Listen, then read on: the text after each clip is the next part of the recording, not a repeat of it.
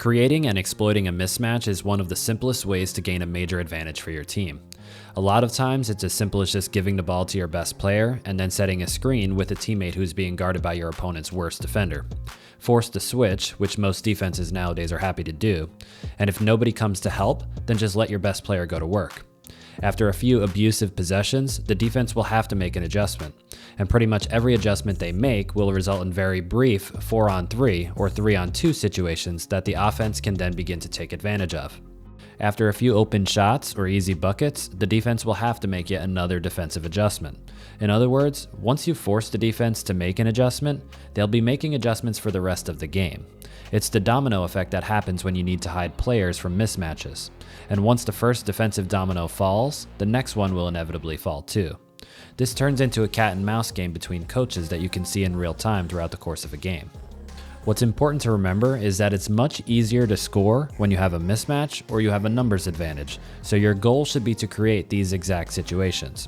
For example, from the start of this game versus the Hawks, the Knicks went straight to hunting mismatches for Brunson because Trae Young, Georges Niang, and any big man the Hawks had on the floor all could not guard Brunson at all. At the end of the first quarter, Brunson had 16 points on 6 of 7 shooting and 5 assists, and the Knicks were up 9.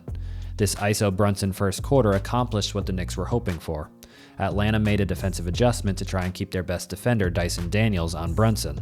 The downside to this adjustment is that it created very brief numerical advantages for the Knicks in the short time that it would take for Daniels to get back to guarding Brunson after fighting around multiple screens.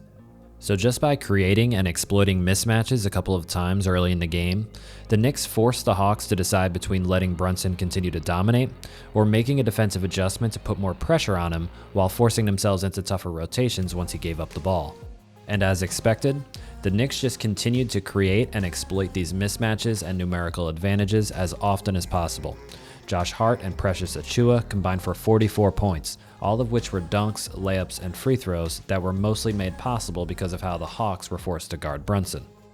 So as you can see, offense is all about creating advantageous situations, whether that means exploiting a major one-on-one mismatch or a numbers advantage that's created by a flaw in your opponent's defensive scheme. So the next time you sit down to watch an NBA game, see if you can figure out who's the weakest defender on the floor. Once you figure that out, I almost guarantee that you'll see the other team trying to find ways to force that player into mismatches. And if they're successful, there will be some defensive adjustments made, and a cat and mouse game between coaches will ensue.